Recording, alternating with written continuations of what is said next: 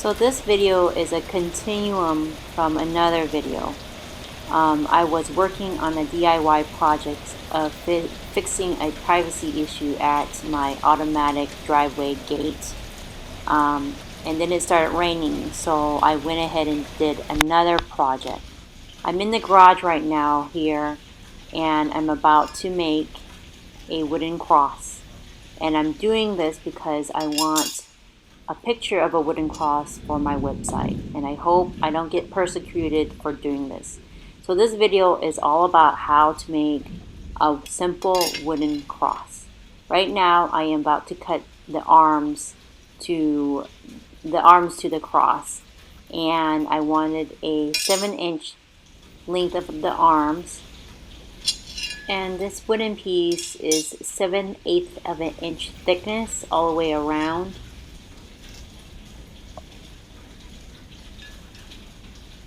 You can probably get something like this from Lowe's or Home Depot. It could be any thickness. You just want to cut out the length of the arms that you want.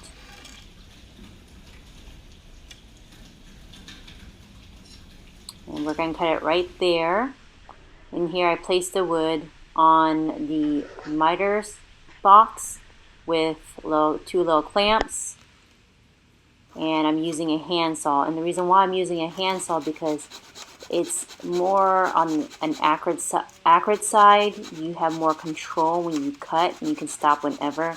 If you use some kind of electric saw or rotary saw, it's really fast, and you can make a mistake quickly with something that is not a hand tool.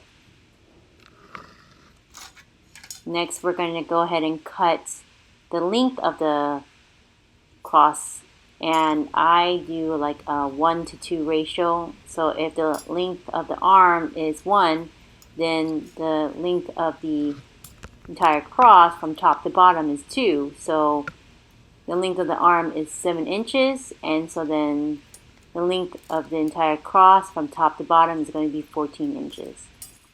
And there I mark it, and then I'm going to place it on the miter box again, and I'm going to hand cut this. So yeah, I'm afraid of being persecuted after making this video, because it seems like to me whenever a Christian talks about Christ or wants to spread the good news, it just seems like things happen to them, and I just don't want anything to happen to me when making this video. I'm just making a simple cross and showing anyone out there how to make one if by chance you want to figure it out. Okay, so I already cut out the arms and the length of the cross right here, and I want to place it together, and I want it to be flush, and you'll see what I mean when I want the woods to be flush together. So I'm using my angle ruler right here to make sure this is 90 degrees when placing it, and I'm marking where I want the arms to be at. And you can place the arms however high or low you want it, and I want it right there, and I'm making sure it's all 90 degrees. And then I slide the arms to make sure on each side the arms are equal. It looks like 3 inches from one side to the other, from the middle, is the arms length. So here I'm clamping it just to make sure it stays put, because we're going to mark the arms. But I always make sure it's 90 degrees. And this is how I do it. And it's 3 inches from one side and 3 inches from the other side, the arms. And now I'm marking the arms right here.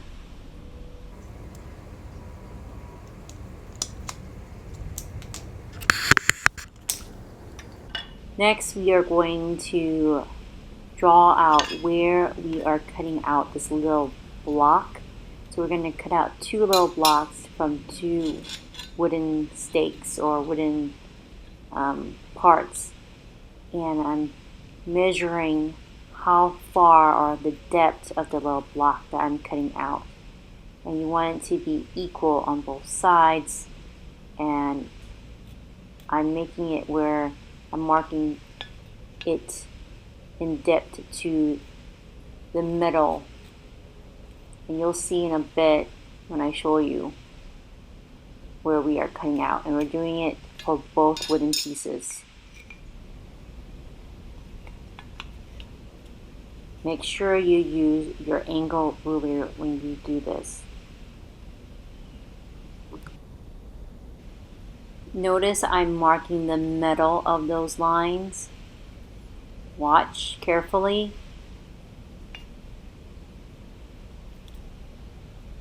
And then I'm going to do it on the other side of this little wooden piece.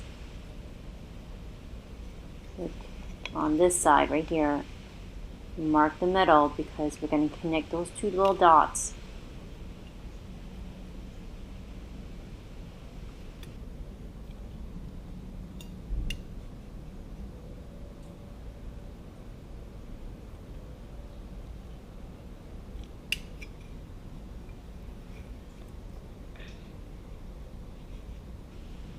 And now here I am connecting the dots.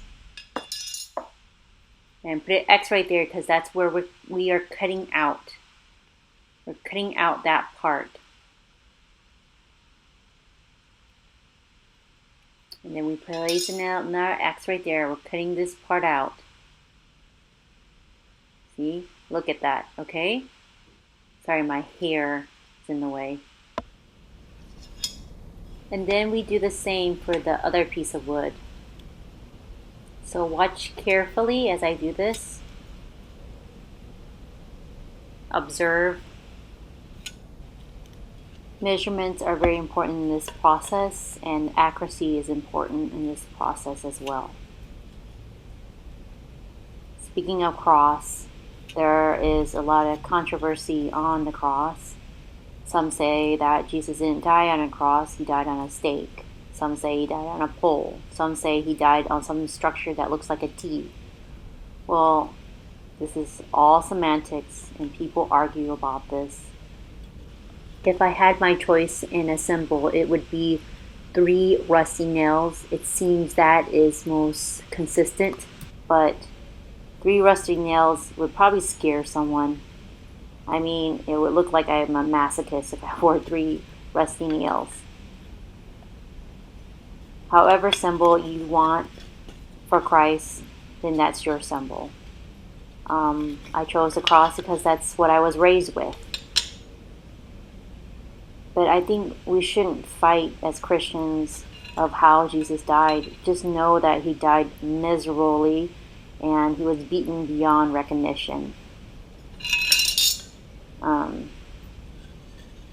God sent him to save us. And there are people out there that don't know about this. And we want to give a good representation of God. And I think that a cross is not a complete, accurate description of who Jesus is. I believe the best symbol of Christ is us. Okay, now here I am going to cut out that little block. You see I placed the X right there, so it allows me to see what is being cut out. And I'm using my handsaw, and I need to be careful because I don't want to cut right through it. Using a handsaw gives me more of control. And that's what I'm doing. I'm cutting to the depth of this little block.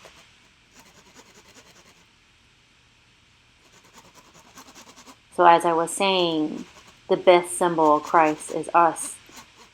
And why I'm saying that is because a person knows a true Christian not by a cross or by 3 little nails or by a stake or by anything. A person knows you are a Christian by the way you walk. We are a walking symbol. Each Christian is if they walk the walk. We have to walk Christ-like. We have to show our love. The best way to show someone you are Christian is the way you love, the way you care. And that's how you portray Christ in us. We are all hypocrites. I mean, I am a sinner. Okay, I'm not here to judge anyone of how they walk, but just be aware of that. Someone is watching you. I mean, symbols can give wrong ideas to other people. Like my grandma, when she came to America, the first thing she saw was a bloody man nailed to a wooden board. She was freaking out because she was raised with the Buddhist ideas and the Buddhist beliefs, the simple, clean, beautiful Buddha. And then you have this hideous cross with a dead body on it. I mean, that would scare a person who has never known Jesus. So you see, these symbols can misrepresent who Christ is. And that's why I believe, and I'm saying this, that the best way to symbolize Christ is through us. How we live, how we love, how we give care, what we do on this earth can really show who we are as Christians. Okay, so I am cutting the depth of both of those little wooden pieces. And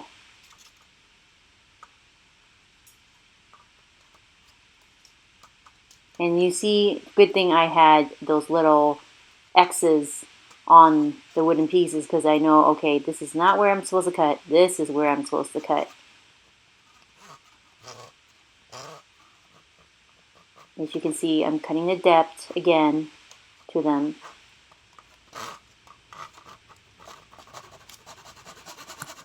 I know that people argue about the translations of the Bible and the interpretations of the Bible.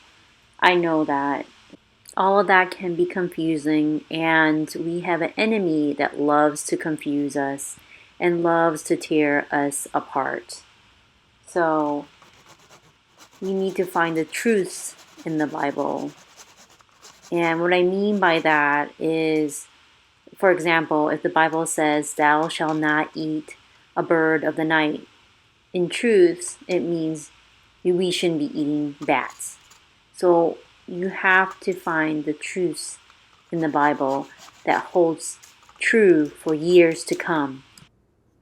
If you look at history back then, humans didn't have the words for certain things like email, testosterone, estrogen, all these words that came about years after Christ. I mean, the Bible was made in that time period where we had pea-sized brains, and you have the Almighty God trying to communicate with us. So you have this Bible written by humans that could only write what they can describe. And so this is why we have so many interpretations and so many translations and so many Bibles. And it's not to say it's all wrong. It just says that every Bible is going to be different, and each Bible reaches out to a different population, to a different person. But you want to choose a Bible that speaks love to you. You want a Bible that gives you that inspiration, that encouragement, that strength. That's the Bible you should be reading. The Bible that makes you happy and that you know you're alive and God's with you and always love you. That's the Bible you want. You don't want a Bible that condemns you and tells you you're always bad and you're not going to succeed. I mean, that's not the Bible you want, okay? You want the Bible that speaks love. So here I'm just doing some troubleshooting. When I cut the depth, there was a little slight, like a little slight piece or sliver that needed to come out. And I'm using a Dremel to sort of trim it a little bit. And why I didn't use a Dremel earlier to cut the depth to all this is because with a Dremel, it's going so fast that you can make a mistake in the depth. So you want to be very careful when you do this. This is just me trimming a little bit away to make sure that we are cutting the depth right. And you see how the Dremel caused a little burn mark right there. This is the reason why I don't like using the Dremel when cutting this, and I would rather use a handsaw. Here I'm using a chisel to take out that little piece, that little block off. So I am doing that at this moment, and there is a mosquito around the garage, and I just sprayed it. Okay, here I am, chiseling away. And you want to do this slowly, and be careful. This chisel is sharp. You don't want it to hit you. So always use the clamps to hold everything in place.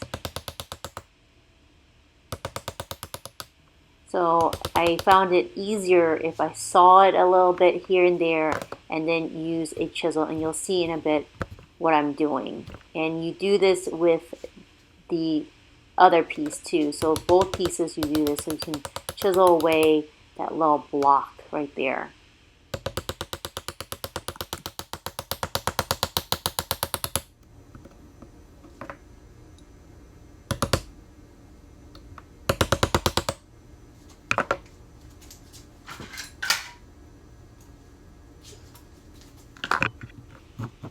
And here you see me sawing a little bit into the depth, up to that little line that we drew. So I'm just sawing little pieces at a time, and this will help when I chisel it away.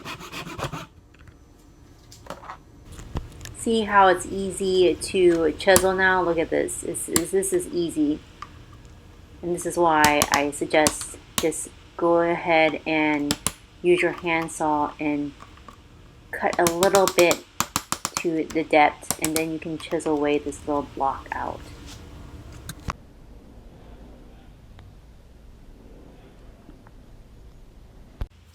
Now I'm working on the other piece, and I'm doing the same. This time I am going to go ahead and use my handsaw and cut to the depth, to that line right there, like I was doing, and slowly doing it. Do a couple of these lines here and there. I'm sorry that this video is very long-winded. I try to speed it up as fast as I could, but again, I was using a handsaw, and it's a little on the slower side, but again, it pays off because there's more accuracy with all of this. Now, when I said about the Bible, when you read the Bible, you want to read it in the eyes of love, because God is love and love is God. And anything that is not out of love is not out of God. So just note that when you read the Bible, you do that. And please don't take my words for it. I am not perfect, okay? And I would like it that you go and read things for yourself. Don't take it from word to word from somebody. Always verify, check. If someone says something to you and it doesn't sit right with you, that's God's way telling you, hey, read the Bible. Make sure this pastor or this minister or this person who's preaching is talking right.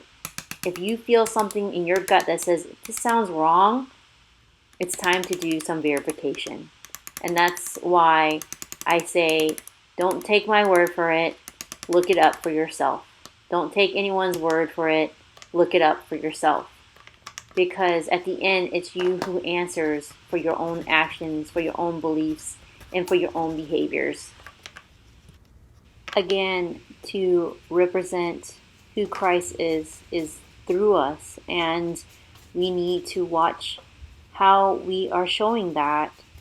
And I'm, again, not judging the way you walk, but I am definitely judging the way I walk. Here's the cross, and now this cross is not complete because it's not flush the way I want it. If you like it this way, then you can keep it as is and glue the pieces together. But I wanted it to be flush, so I'm going to use my multi-tool or my oscillating tool, and I am just going to sand the sides right here. And so this kind of smooths it down a little bit, and it sort of gives it a little trim. That way it can fit a little bit better. And see, it somewhat fits, but not completely.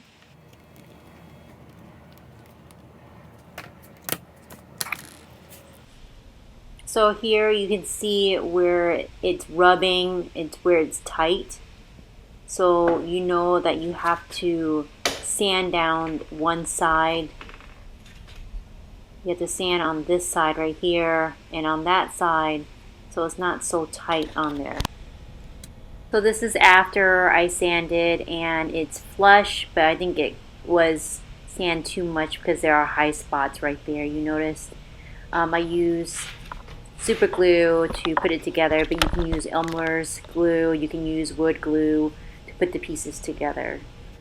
Thank you for watching my video. I'm sorry that it was long-winded. I guess I had something stirring in my chest that I needed to speak up, and I'm sure it has to reach someone's ear, because if there was a stirring in my heart, then God's telling me to speak. And I just want to let whoever is listening that you are loved, no matter what has happened to you, no matter where you are in life you are at, no matter what you're going through, God still loves you. And I just wanted to say that. And this is Jess with Success. I am signing off. Please subscribe if you can. No pressure.